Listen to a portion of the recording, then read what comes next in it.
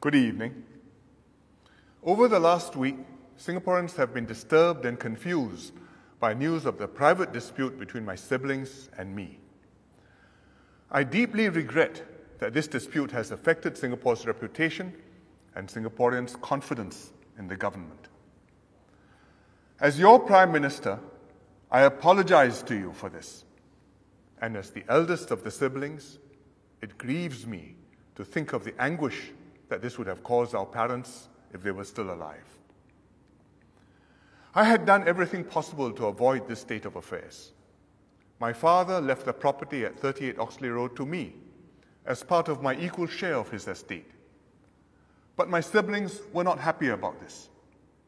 I tried to deal with the unhappiness privately. I offered to transfer 38 Oxley Road to my sister for a nominal $1.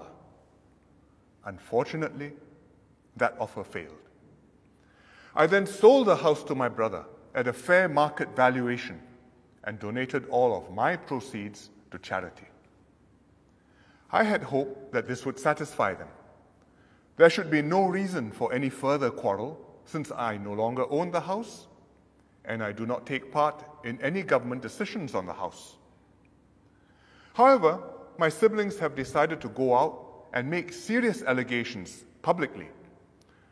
For example, they say that I'm using my position as Prime Minister to influence the ministerial committee chaired by DPM Teo Chee Hean. These allegations go beyond private and personal matters and extend to the conduct of my office and the integrity of the government. Much as I would like to move on and end a most unhappy experience for Singaporeans, these baseless accusations against the government cannot be left unanswered. They must be and will be dealt with openly and refuted. When Parliament sits on the 3rd of July, I will make a ministerial statement to refute the charges. All MPs will have then the opportunity to raise questions for themselves and their constituents. I have instructed that the PAP party whip be lifted. I urge all MPs, including the non-PAP MPs, to examine the issues thoroughly and question me and my cabinet colleagues vigorously. I hope that this full public airing in Parliament will dispel any doubts that have been planted and strengthen confidence in our institutions and our system of government.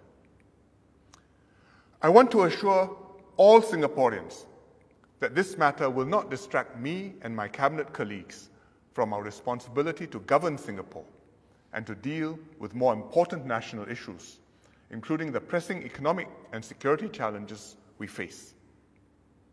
As public servants, my ministers and I will always protect the integrity of our institutions and uphold the strict standards separating private affairs from our public duties. We are determined to repair the damage that has been done to Singapore.